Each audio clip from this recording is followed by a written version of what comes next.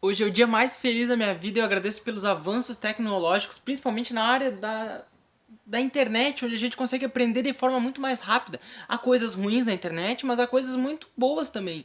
Ontem mesmo eu estava comentando com a minha mãe sobre o ensino, né? Como foi revolucionária a internet e outros meios que ajudam a gente a estudar. Porque antigamente, vou dar um exemplo, se você queria ser um juiz de direito, né?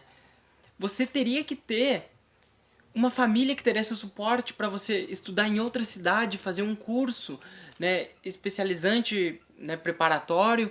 Havia, poderia até falar, de certa forma, mas de fato havia muitas barreiras impostas, né? Quem estava na Ainda existe hoje isso. Quem está no alto da sociedade não quer que as pessoas que estejam mais embaixo não tenham acesso. Mas é possível, né? Galgar os espaços mais altos que você queira da sociedade, mesmo você não tendo uma possibilidade econômica, né? Tendo grandes aquisições, mas, né? Graças à internet, tudo, todos esses avanços são enviados por Deus, né? E a gente só tem que agradecer e usar da melhor forma.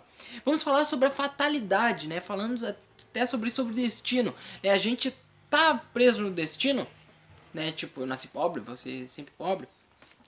Aí o Kardec pergunta: há uma fatalidade nos acontecimentos da vida?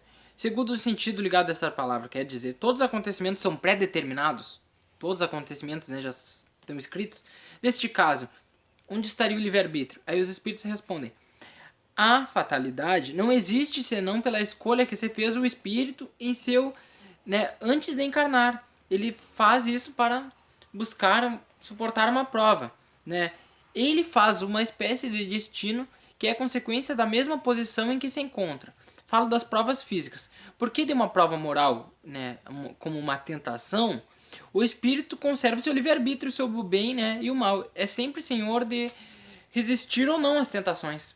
Então fala que muitas provas físicas que a gente tem foram impostas por nós mesmos antes, doenças e outras coisas assim, mas que a prova moral, uma tentação, a gente sempre vai ter o livre-arbítrio, né, de passar ou não passar por ela. Há pessoas que uma fatalidade parece perseguir independente da maneira de agir.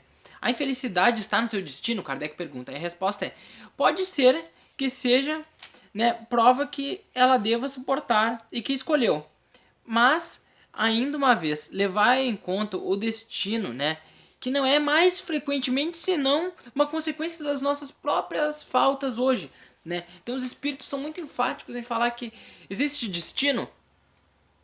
Existe, há fatos pré-determinados, mas a grande maioria dos fatos e problemas que a gente passa não foi os espíritos ou não foi programado anteriormente. Isso decorre dos nossos atos impensados, né? Mas eu não vou dar, porque aqui já vai explicando. Ó. Achamos mais simples e menos humilhante para o nosso amor próprio atribuir os nossos fracassos à sorte ou ao destino do que a nossa própria falta. Né? Os espíritos bem severos nessa parte. Como certas pessoas não escapam de um perigo mortal senão para cair num outro? Parece que elas não poderiam escapar da morte. Isso não é uma fatalidade? E eu lembro o que aconteceu no Bate-Kiss, né? Que muitas pessoas morreram e teve um casal que resolveu não ir na festa, né? Aquela festa que mais de 200 pessoas morreram e eles foram viajar. Só que o mais incrível, né? Isso é uma prova muito grande que existe a espiritualidade, mesmo que você não acredita, isso é algo assim, é muita coincidência. Eles não foram para a festa que houve um incêndio e as pessoas morreram, mas no mesmo horário eles se acidentaram e morreram na estrada. Então a gente não escapa, né, de certas coisas. E é o que os espíritos falam. Não há nada de fatal. O verdadeiro sentido da palavra, senão no instante da morte. Quando esse momento chega, seja por um meio ou por outro, não se pode livrar dele. Então fala aqui, ó, a morte é um exemplo de destino, né? De uma coisa que sim, não pode ser. Ela chegou, chegou, né? Mas os espíritos falam que coisas importantes são colocadas no destino, mas nem tudo, né? Então não tem como. Esse caso é um caso muito concreto. Imagina, a pessoa não foi pra festa e você pensa, bah, né? Graças a Deus não foi. Se escapou de ter morrido, mas ela morreram um casal no mesmo instante que os outros estavam morrendo, né? Há homens que enfrentam perigos de combate, né? E eles têm uma confiança que não vão morrer, né? Aí o Kardec pergunta, o que é isso? Aí a resposta é, muito frequente, o homem tem pressentimento de seu fim. como pode ter que não vai morrer ainda. Esse pressentimento lhe vem dos seus espíritos protetores, que querem adverti-lo a estar pronto para partir, ou levantam a sua coragem nos momentos em que lhe é mais necessária. E depois, mais pra frente, fala sobre se você pretende fazer algo bom, pode ser até postergado, né, o seu momento de morte. Você está realizando um trabalho tão bom que para a espiritualidade não é interessante tirar você.